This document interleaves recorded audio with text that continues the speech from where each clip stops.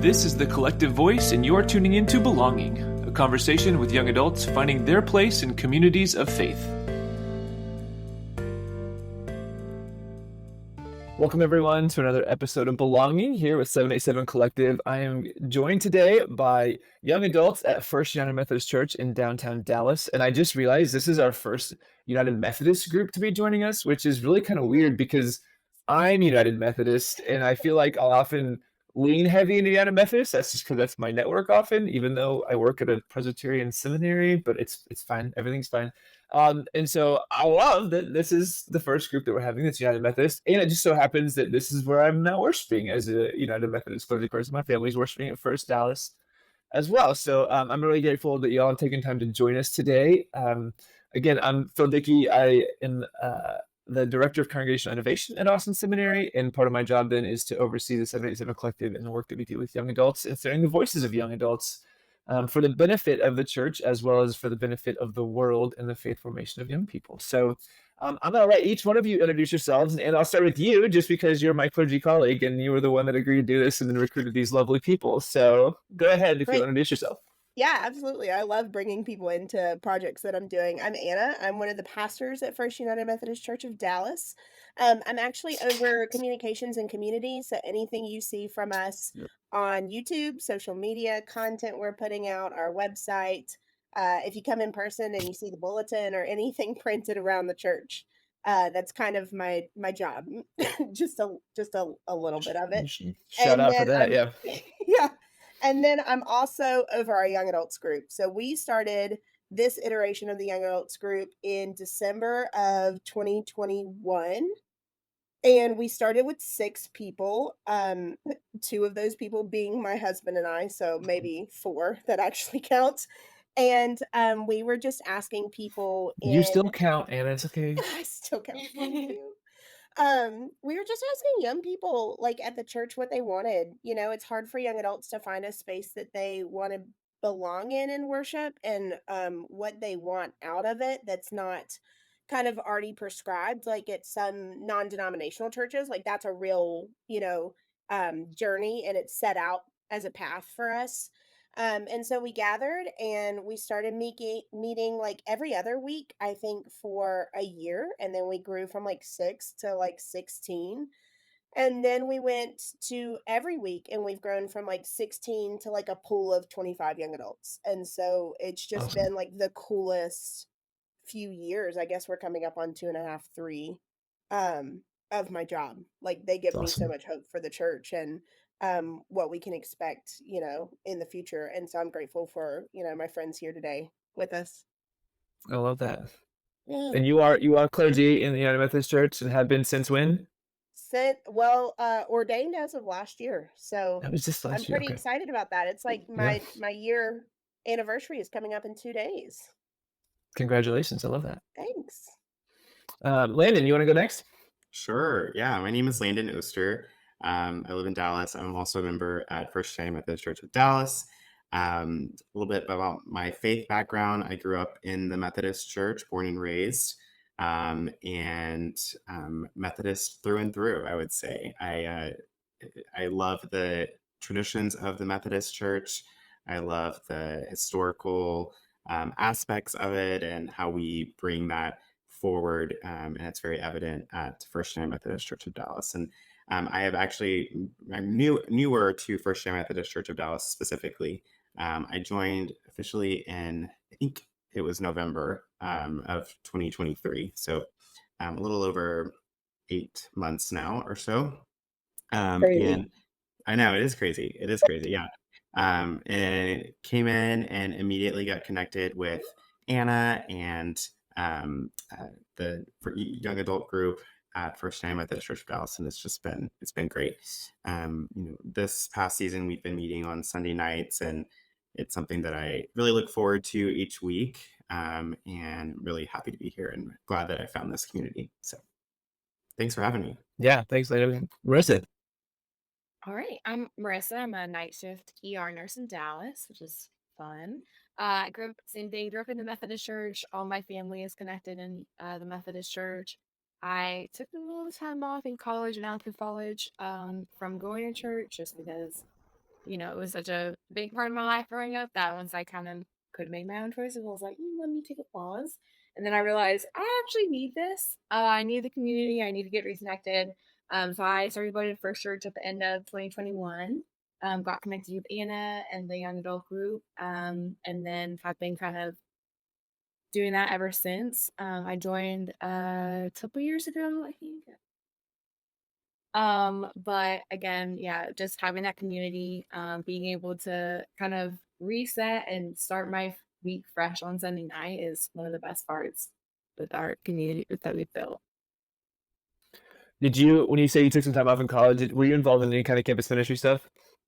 No, No, I just did. got out of there. Get me out of this. Yeah. We didn't have a big campus ministry at the school that I was MSU of Okay. Wichita Falls. So we didn't have a huge campus ministry program. Yeah. But I think part of it was, you know, we were at church almost every day growing up, and I was like, oh, so nice to kind of do what I want and like not have to be there. So Right. then when I after I graduated and moved back to Dallas, it was kind of one of those things was like, okay, well, I don't have to be there, but maybe that's where I want to be, you know? Just felt kind of like Yeah. something was missing. And once I visited a couple different churches around Dallas, the Dallas area, and then I knew a handful of people that worked at First Dallas. So I went there. And then that was kind of right at the beginning of them starting to build the young adult program. And so I was like, oh, there's actually people my age here, and they're actually like being intentional about doing things with each other. So that was what really drew me in I and love that. got me to stay here. Yeah. And I've Yeah. loved it. That's awesome. Cool. Thank you for sharing, Marissa. Austin, round us out. Hey, I'm Austin. I've been in Dallas the last about 8 years, but I'm actually from Kentucky and I've lived across the Southeast. I do interior design as a career and grew up Reformed Baptist. Really interesting kind of niche, I think. And I've been involved in the church for a while, but always had a hard time finding a church and actually just joined First Church about a month ago, I think. So, and it's the first church I've been a part of as a member since growing up in the church and being a member through baptism at that church. So, yeah, so I'm kind of starting a new chapter of being involved in the church. Even though my faith has always been very important to me. So Reformed Baptist in Kentucky? That's right. Yep. Wow. Yeah, it's a different world. It is. I'm finding that out more and more every day, I think. We will circle back to that momentarily here, but so as is often the case here, we'll just take a moment to center ourselves. I won't throw it under the bus too much. We're always asking guests if they want to lead in some sort of spiritual discipline or practice or something like that, and they were like, "No, I'm good," which is totally fine. That's not a big deal. Like, we can do this. So, well, I'm going to invite you as both participants, and if you're listening right now, unless you're just driving, don't do that then. But yeah, just take a moment to close your eyes, if you will, and just take a good deep breath through your nose, out through your mouth if you can. Do one more good deep breath.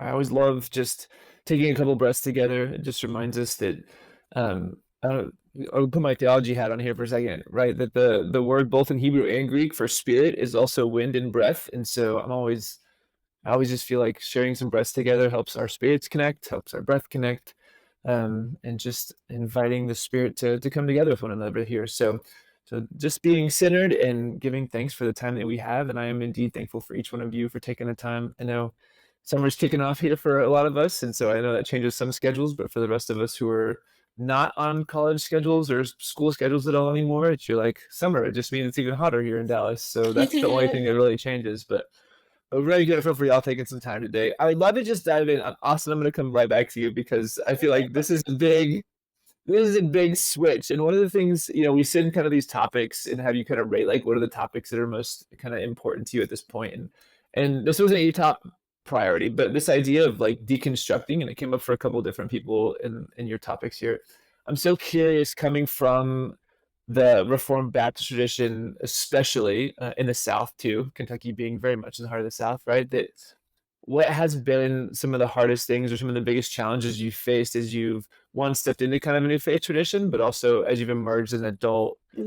What are the pieces that you've had to either deconstruct or reconstruct, or just try to figure out how you navigate all of that? That's a big question. That's a book about this I would say that I'm still in the middle of all that. So I don't think I have like a good like nutshell of an answer. I think for me, growing up, it was very teaching heavy and a lot about theology and doctrine, and that it was right and true and absolute. And so I've known that there's lots of different denominations and different faiths. But I think that there was always this perspective of even looking down at different ways of interpreting things or faiths or thoughts in that. So I would say only most recently, probably in the last like, I don't know, 5 years or so, I've really been digging in further into all those things, which I think is a little overwhelming because every aspect, I mean, when you're looking at pillars of faith, I mean, it can get really heavy. So I don't have like a good answer for you. I think I'm looking at it all, honestly. And I'm looking at even ways of doing church. It's more liturgical at First Church than I've been a part of, that I've really appreciated. But I think the biggest thing for me is I'm trying to figure out what is true or absolute, if that is actually what's out there, or is it a combination of things that all are kind of in harmony together. That's kind of where I'm at right now. There's a lot there. Yeah, there's a lot there. Do you feel like there was a catalyst that really like pushed you into this transition? Probably my sexuality is the biggest Oh, one. there you go. That'll do it. Yeah. Yeah, that'll do it. So I was in the closet until I moved to Dallas. Gotcha. And I wasn't out to really anyone except maybe one or two people. Never felt able to be out. Always knew it to be wrong.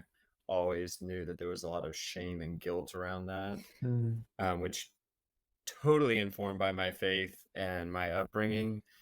So I think, yeah, that's the catalyst for sure. Just like trying to reconcile all those different things. And I'm still in that process. Which is so interesting when again, this is called belonging. So finding a space of belonging whenever you're having to come to terms with your own shame and guilt, right? And then finding a space that is hopefully welcoming and accepting.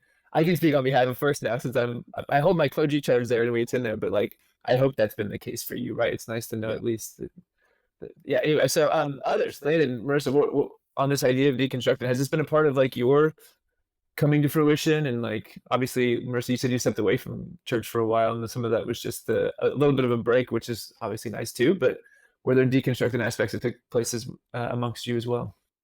Yeah, I think just in general, the world and the church has changed so much, obviously, since I've grown up in it. So some of that is, you know, we were taught, well, this happens for this reason, this happens for this reason. It kind of all is like black and white. But then as we get older, as the, world has changed, we've kind of gone back to the things like, well, we don't really have to do it like that. Things don't really seem as black and white as they once were. So I think that there's definitely a lot of learning and growing in that, and probably just more understanding the root of everything rather than this is what we're doing. you don't really get a choice or a say in it. Whereas now it's kind of like, okay, well, why did we do that? Why are we why are we changing things? Or why have things always been like that? And why can't we do it this way? So I think it's definitely a lot of, this getting more in depth with everything too. I love a good why question. Yeah. I love a good why question. And obviously, I just said Marissa and Landon, and you are clergy, so I'm sure deconstructed a lot of things too. But again, your voice matters too. So y'all just jump in. This is also very conversational, so jump in as feed off of each other as you want to as well. Yeah, you go ahead, Landon, and then I kind of want to talk about the book we just finished reading as a group. Absolutely. Yeah. I definitely echo what both Marissa and Austin have shared. I'm reading a book right now. Actually, Anna recommended to me, called An Altar in the World by Barbara Brown Taylor. And it is just so good. And it just talks about like how God and church can be seen in everyday life. And I think about, um, church is as easy as the other day I was at Trader Joe's, and this 16-year-old kid is coming to get a job application, and he's talking to the manager, his first job, and the manager was just so gracious and kind about how to fill out the application and things like that. And I don't know, it's just like little beautiful things like that that you can recognize and acknowledge in the world. And I don't know, I just think that that's so cool. I also agree with both of them, and that my I guess learning of this deconstructive mindset and theology really kind of transpired over the past 5 years. And I used to think that the Bible was very literal, very it is black and white. And what I've learned is that there's a whole lot of gray as well, and that's okay, and that is embraced, and that is welcomed. And so I'm really grateful for that. And I know we're going to talk about it in a second with this book that we've been reading, but um, you know, um, that this book talks about that a lot too. And I think it's something that a lot of people can benefit from just getting a different perspective on. Yeah, I mean, so, not to keep you on the edge of your seats anymore, the book that we just finished was Searching for Sunday by Rachel Held Evans, which the subtitle is Loving, Leaving, and Finding the Church. And so I actually read this when I graduated from college, and I was trying to discern whether I wanted to go to seminary or not. And I was trying to figure out who God was in my life and what my purpose is, and what role God has to play, and if it mattered, or anything like that. And the book just wrecked my world, right? Because Rachel Held Evans does such a good job of teaching us that God is in the ordinary. It's a lot like An Altar in the World. That in like youth games of Chubby Bunny, where you fit as many marshmallows into your mouth, right? Like God's in that as much as God is in our exploration of leaving our churches that maybe were our home churches that we learned a lot of, but also that could have harmed us. And we get to know who God is in that. And so, what I just wanted to add to their remarks is it's been really cool to go through that book with a group of young adults. And our young adults are anywhere between 23 and 40, just to give a little bit more context. And so we have people who, are in their first like adult job for the first year or two of like working, and we have people who are married and who are becoming parents and who are trying to figure that out, and everything in between. We have single people and married people and straight people and queer people and parents and non-parents, and it's just been really cool to watch so many young adults deconstruct what they thought was a literal Bible, or, that God makes things happen or anything like that, right? Depending on where we grew up, we learned a lot of different things. And Phil, I assume as a United Methodist pastor that you are kind of like me, and you love that at the United Methodist Church, we're kind of known as like, uh, I've heard a lot of not to throw out old people, but I've heard a lot of old people say that they love that they don't have to like check their brains at the door, right? That they can use Absolutely. their interpretation, and they can use their experience, and they can use their brain to figure out who God is in their lives. And so Hmm. to read this book with a group of young adults and to watch young adults be like, oh, I've always wanted to know if I could think about God this way, but I was taught that I couldn't or we didn't or whatever. Was just like the coolest thing. I mean, every chapter somebody different was like, "Oh, this chapter really spoke to me," you know. Um I don't want to pick on Austin either, but we read a chapter about communion, and Austin shared his experience of communion at his church growing up and how different it was from the way that we celebrate communion in the United Methodist Church. And it's just beautiful. And so I think young adults are in that point of their lives where they want to use their brains. We have to use it everywhere, and so it makes sense that we'd want to use it at the church. And then when we get tools from people like Rachel Held Evans or Barbara Brown Taylor, and they unlock these things in us, it's just this like beautiful, like, oh, I've always wondered if God could work that way, you know? I think it's really special too that we have so many different backgrounds Mhm. of people that when we are having these discussions, it's like, I've never heard of that. It's like, oh yeah, that was an everyday thing, and it's just seeing those different backgrounds and kind of coming as a community to talk about the different ways that we were raised in the church or not raised in the church, or even seeing things from an outside perspective. That's been really eye-opening kind of now in deconstructing everything. We can compare it to something else. So it's not just we're breaking these things down, but it's we're breaking these things down. We're seeing it from a different perspective and we're comparing it to the other things we know. So it's been a great process. Has this caused any conflict for y'all, whether that be with family or other friends and stuff? So, like, as you're finding a sense of belonging potentially through your church community, are you like also losing a sense of belonging in other communities too? Austin is Oh, laughing. Like, man, Phil, you're just going in with the heavy hitters. I'm We're not. doing I'm like not. softball, like warm up stuff. We're just like coming in. I don't know if you know this about you. Don't know this about me, Austin, but I just just go right for it, right? I would say yes. There's definitely a sense of loss, and when you're finding belonging somewhere else. And I don't know if I can like. There's a lot of unspoken things, too. Especially, I think that's just part of like my family and how we communicate. But bringing in family, you know, I I didn't even share that I was joining another church because that wouldn't be a helpful conversation. And so that's the stuff that I think, when you talk about belonging, that's really affected me of like, I found belonging at another church where I can have the questions and think through things, and it's safe to do that.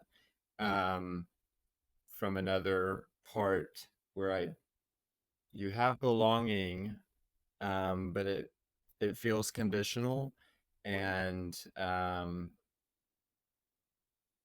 but they're so lost there, that because you can't have that relationship, or I feel like there's certain things I can't talk about, which affects your relationship with people that you love. Um, and the same thing would go for people that I still have relationships with at my church growing up and things like that. There's certain things that aren't spoken about,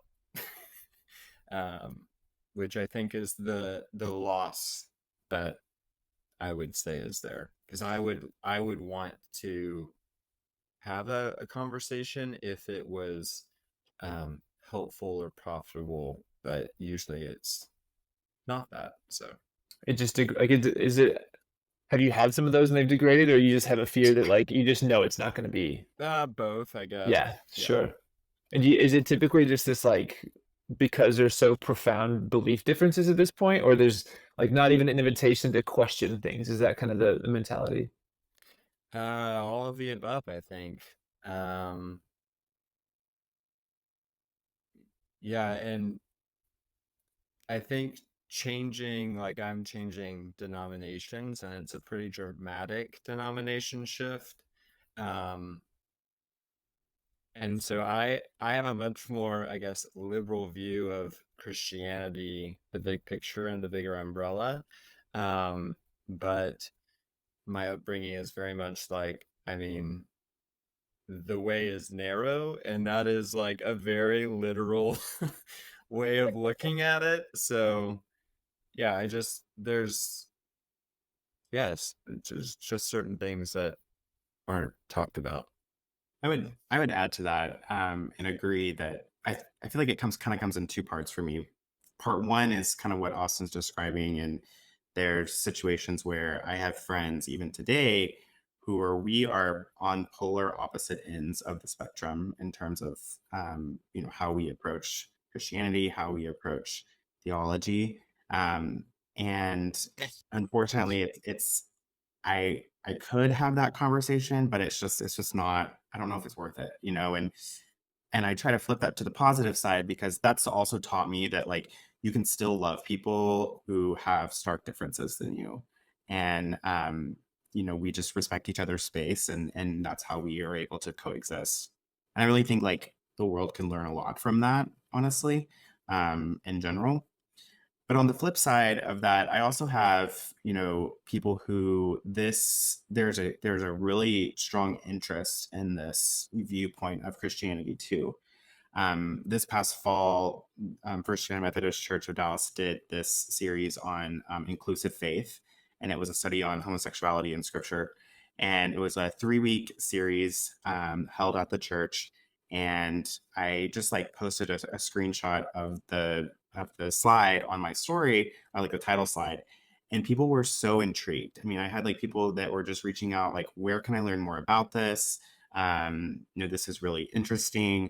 And so it definitely is. It's been fulfilling to me, I guess, to see both sides of that in different ways.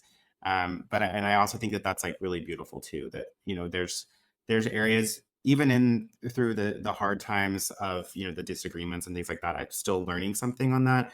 But on the other hand, I'm still able to help people who are are hungry for church, but have been told that it had to be a certain way. And so I think that that's really exciting and gives me a lot of hope for the future. The You power of know, social media. yeah, for real. And quick plug, you can find that inclusive faith series on First United Methodist Church of Dallas's YouTube channel. My team Okay. had a little to do with that. We will link that in the show notes. There you go. Thank you, Phil. So I would also say belonging. I think what both Landon and Austin said is so true. I think there's always going to be people that disagree with us. But when I find belonging is when people who disagree with me are still open to having safe and sacred conversations. And we don't have to believe the same thing, but you do have to care that humans are human, right? And loved by God. And I would say, not even all of us in the young adults group agree all the time. We have a lot of conversations where we disagree or we have different experiences, but it still feels safe and holy because we hold each other. And so I think with deconstructing, I mean, I'm literally filming this in my hometown. And so most of the churches here, if y'all know anything about the United Methodist Church, has gone through kind of a split. And so people could leave the United Methodist Church and join a denomination called the Global Methodist Church, or they could totally leave and just be Methodist. And most of the churches that helped raise me here left, right? And so uh, the hardest part about deconstructing for me is that a lot of my family members and I don't always agree on what my theology is now. And there are some family members that I know I have belonging with that are safe and that are kind and that are sacred and that believe that we're both loved by God. And then there are always going to be some family members that don't believe that, right? And so I think like belonging helps you draw this net of like, okay, these are my people. These are the ones that even if we don't agree, we can have safe conversation with. And these are the people that I don't feel like I'm going to belong with for a really long time, right? If ever. it's so interesting. Like, so I started studying religion in undergrad at a public university, which I was so sheltered I didn't even know you could do, right? It was like, oh, why would I not do that? That sounds so fascinating. But I almost hesitated to do because I was like, but like, what else is there to do, right? Like, it's all pretty well been solved in religion. So like, what? Because that's like what I came from, right? It was like the Bible says it, that settles it. What else are we gonna learn? Like, it's all settled already. Like, academically, what is there to learn? But now I'm at the point in life where I'm like, if I look back at like the sermons I wrote or the things that I've written 5 years from now, and it hasn't like changed fairly drastically, then I'm probably not searching enough, right? Like I'm not digging enough. I'm actually looking at somebody sent me this for my birthday. It's a Octavia Butler quote that's from one of her books that says, "All that you touch, you change, and all that you change changes you."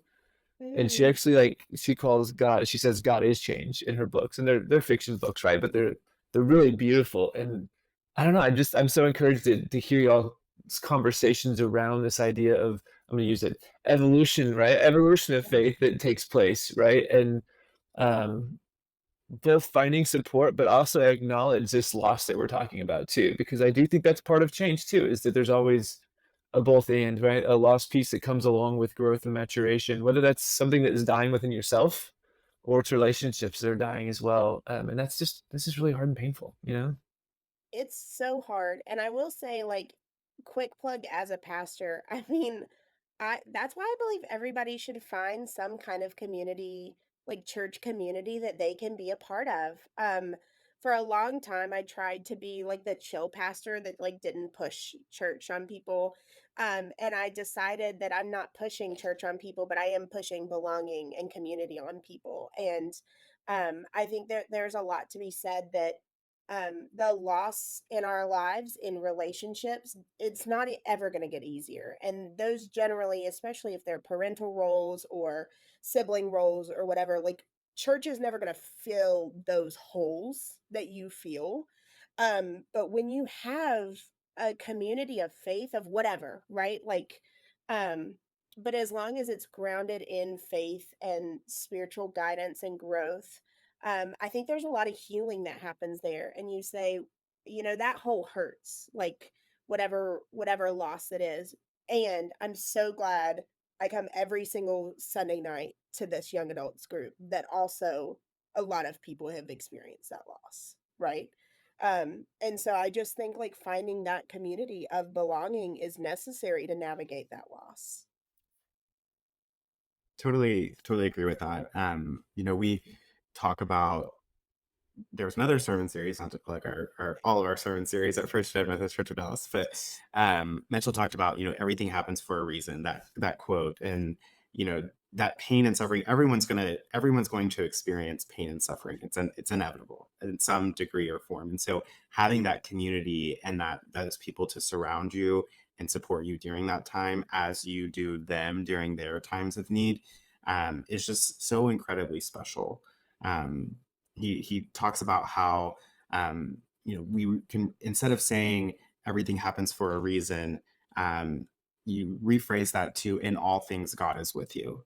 And I think that is just like that speaks to what the power of these belonging in a church and belonging in ministry like that can do for you. Marissa, I'm going to turn back to you. So I think that in part of deconstructing or part of this idea of evolving, if you will, like y'all also brought up this idea of spiritual needs or spiritual formation, right? Like that's another topic that comes up a lot. And I'd love to hear like what are some of the aspects of faith that have been really helpful for you, whether that's in Reconstruction or just finding that sense of belonging that helped you draw to. I know that community and being together, but like, is it the studying aspect? Is it literally just hanging out with people? Is it having conversations that are a little bit more intentional than just like, oh, Mavs lost game 2 last night? Well, that's something to talk about, like so like what are the Depressing. pieces? I'm so depressing. Womp womp. That's rough. That's a rough bring up. Oh goodness. Yeah, That's I mean, I I need think my it's laugh track that has like the womp womp button on it, right? But yeah. I think it's a little bit of all of that. I think just the having the consistency, the stability of a group that is together, no matter what we're doing, whether we're studying, whether we're just going to dinner, whether we're going to go watch the Super Bowl or whatever it is. I think that is having a consistent people that show up, that check in on you, And just knowing that, again, it's a safe space that you can come in and grow and you can have these conversations and have new ideas or, you know, figure out things, deconstruct these ideas that you had growing up and kind of rebuild them and reframe them. And it's never going to be judged. You're never going to be criticized or looked down on. And it's always safe and comfortable, even in uncomfortable situations or conversations. We have that kind of just respect and like family ties of we're all choosing to be here together, and whether we're studying, we did a enneagram study, very very in-depth enneagram studies. I think we all kind of learned a lot of things about ourselves that as a group it helped us as we are like discussing these things that we're learning about ourselves. The group is learning those things about ourselves too, so it was like a very vulnerable space, and that was kind of at the beginning of our group like becoming bigger. I think that just helped everybody kind of realize, we can be vulnerable here. We can have this community, and we're going to continue and learn and grow in multiple different aspects. So I think I'm not so much of a studier kind of person. I'm more of the social person, but I do enjoy having those, the books that we're reading together or the studies that we do together kind of helps us learn and expand as a group as well as our individual selves. So I think that just, again, that's a bit stability of we're constantly showing up for one another. And And I go think ahead. I was gonna say, I think when you approach it that way, it gives Christianity this, it's not really a destination, but like this Right. ongoing journey of something to continue to keep seeking. It breathes new life and like new hope, and I don't know, it's just different. And I really appreciate that aspect of it. So we all know our Enneagram numbers. I know that's a Very vulnerable well. question too, right? It is a Sometimes even vulnerable saying your question. number can be vulnerable. And I Yeah. will say she laughed that we studied it in depth, because we did study 10 weeks took us 10 6 months in our I was young gonna say, adults. I don't. It might have been longer than 6 months. It took us a We were while, real committed. We took it really slow, and we had a lot of fun. but it was really, yeah, and it was really great again to kind of help us learn ourselves as a group, and help the group learn and understand each other better and say, oh wait, I have that same trait too. I thought that was just me. It's like, oh, we're both kind of crazy. That's okay. We're both kind of crazy. In a good way, though, Yeah, right? totally a good way. Yeah, right. Yeah. Also, what about you? What about this idea of reconstructing? What's been really important to you?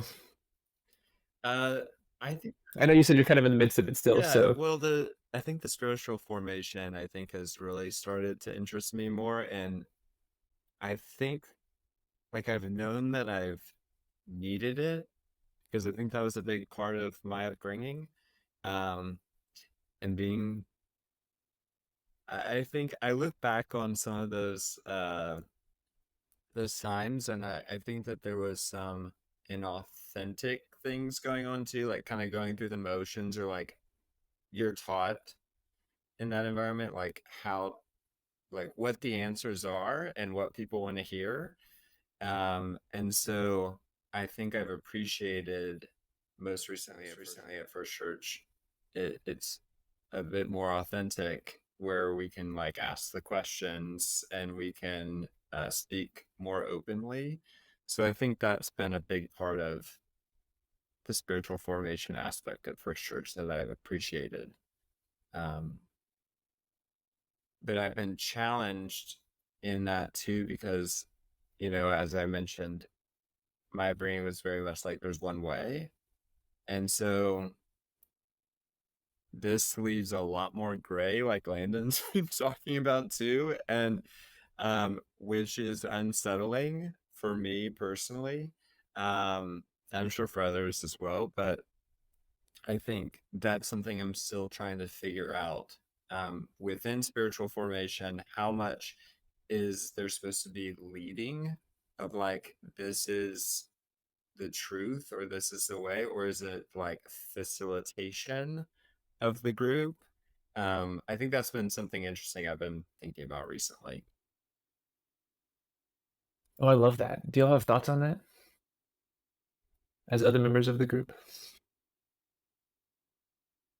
Hannah, I'm gonna defer to you first. What else we could talk about? All's the Well, staff person. it's so funny. I didn't want to interrupt Austin, but like it cracks me up because some of the conversations we have, right? Like some of the young adults want answers. Mhm. And going back to being vulnerable, I'm an Enneagram 8. So I have a lot of opinions that I think are probably correct. Um, but I really try Spoken not like a true 8 right there. You're entitled to your own opinion. It's wrong, but you wrong. can have it. Yeah, And that's if you great. want mine, I will give it to you. Um, but I think we let a lot of things hang, right? There's not a lot of answering in our young adults group at least, because it does feel like my job as facilitator in that group because we all come with so many different backgrounds and understandings and interpretations. And while a lot of us are doing that deconstruction, and because in United Methodism, we want people to use their experience and their reason and scripture to guide them to an answer. I think I let a lot of things kind of hang, right? I'm not afraid for there not to be an answer. Yeah, I think Anna Which does a is Love really new good that. job of territory. Go ahead, uh sorry. no, sorry. I think Anna does a really good job of facilitating not only the questions but kind of leading us into we don't know we can have these questions again, like she said, that aren't really answered, and that's okay. It is kind of an uncomfortable space, but I think that leaves room for all of us to kind of fill in those blanks or have us start to have those ideas or think more about those things on our own so that we can later on bring it back to the group and discuss it. I think it's sometimes it's uncomfortable, but it's sometimes better that we don't have all of the answers because then we can continue these conversations and continue diving into to everything. And the Holy Spirit working in each individual, I think has been something very interesting that has been brought up. I don't know if we talked about it in group or in sermons, but it's come up at First Church. And I like had latched onto that of just the Holy Spirit working through people in different ways, and those could be different answers, which is again unsettling for the absolute truth guy over here, but um, it's very interesting, and to wrestle with that has been good. Okay, I know, Landon, I know you got to go in a minute. So, one of the things we love to kind of end on typically is if you had advice for others who may come across this podcast, specifically young adults, but also just those who are in the church who want to figure out how to be more engaged with young adults in ministry, what advice would you leave people with? And we'll start with Landon, and if you got to bail out, Landon, we know you got to go. Totally understandable, and then we'll kind of work our way back through it. Yeah, I would say just reach out to people on the podcast and start a conversation about it, honestly. Because I know I speak for every single person on this podcast today that we are more than willing to have that conversation with you and just give you more information about it. And it's not we're gonna pressure you to, drink the Kool-Aid or whatever, we're not gonna do that. But like it really is just like start a conversation about it and um, know that it's okay to think differently about, your past is your past, and that's a very important part of you, but it doesn't necessarily have to be what your future is. And I think that you can take that and use that to fuel an interest and a healthy understanding of a God who is just so incredibly loving of every single person. And so yeah, just I would say lean into that and reach out and have a dialogue on that. Amen to that. That's good stuff. Um, no, thanks for joining us, Landon. I really appreciate it. I know Yeah, you got to jump off a second, but really, really grateful to have you here. of course. What about you? What about the rest of y'all? What suggestions or advice might you have? I think I would say just remember that everyone has the questions that you have too. Like everyone's dealing with the same thing, and so I think I know this about myself, but I think I've isolated myself in the past because I've been so worried about those questions. But they're really questions that everyone is talking about, even if they're talking about it internally.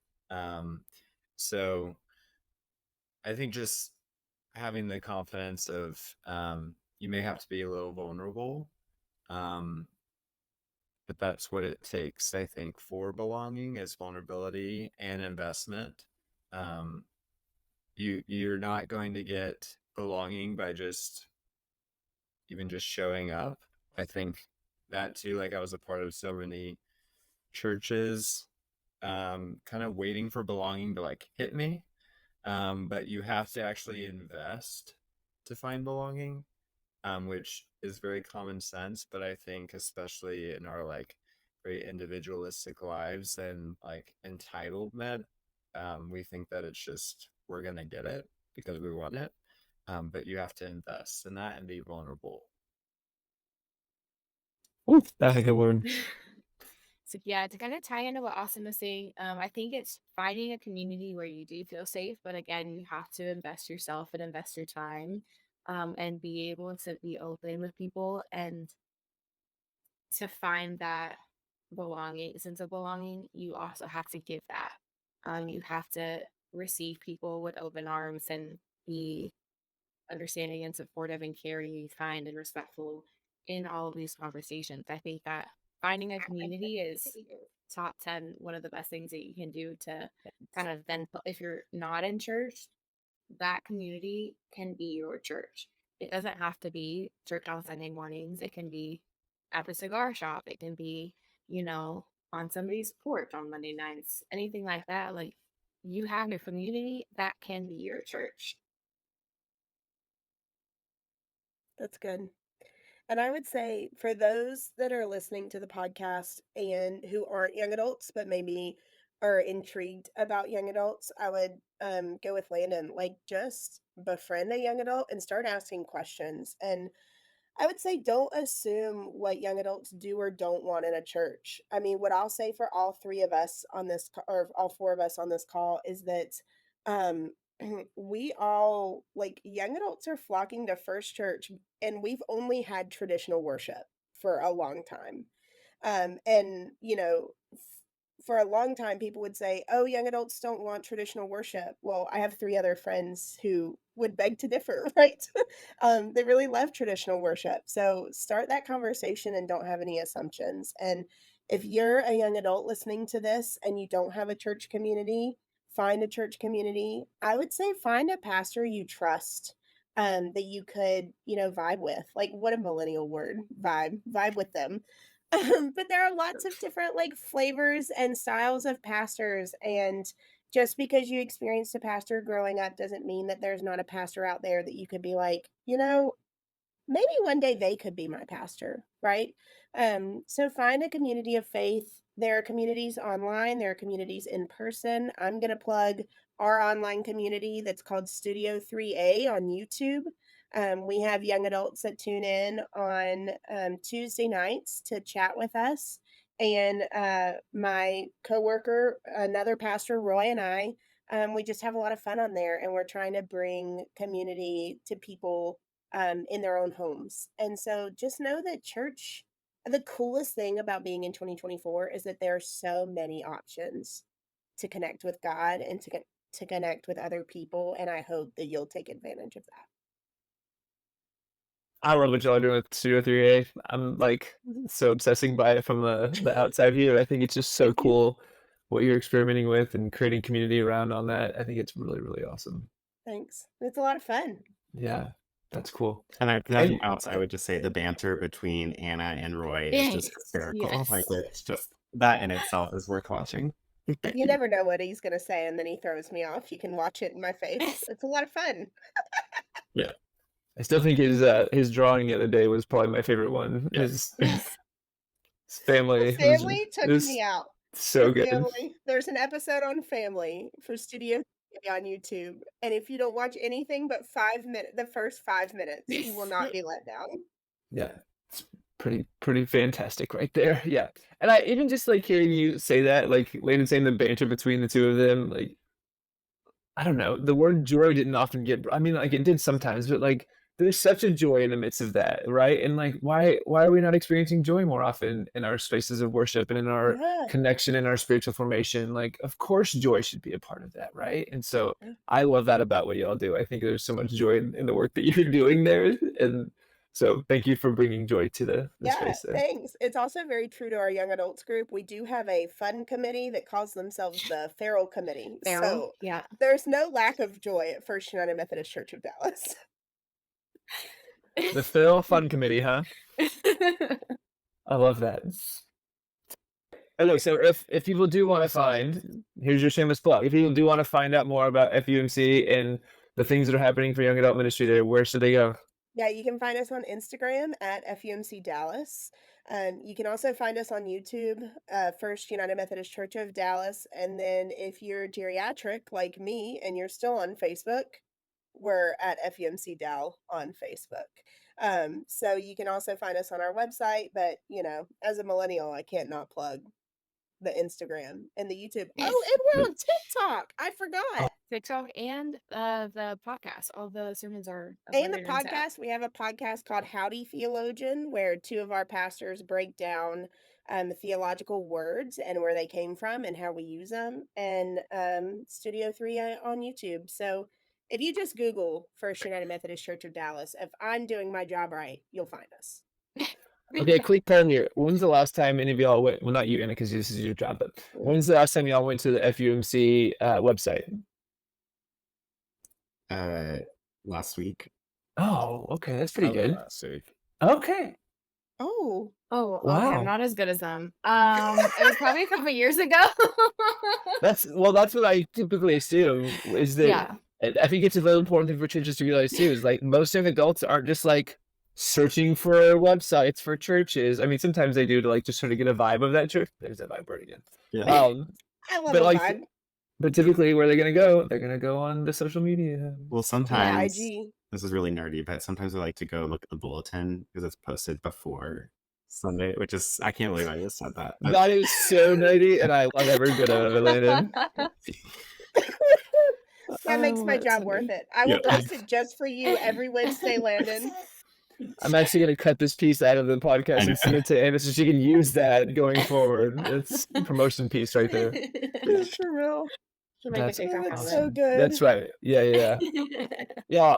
Hey, thank you so much for your time. This has been so fun, and I love to hear what's happening. I did not realize it went up to 40 because does it actually include 40-year-olds too, or up until Yeah, if you want to come hang out with us, come hang out with us. I just turned 40 a couple weeks ago, and this is the first time I feel like I can still be a young adult again. So Yeah, that you're makes still me a feel young good. adult.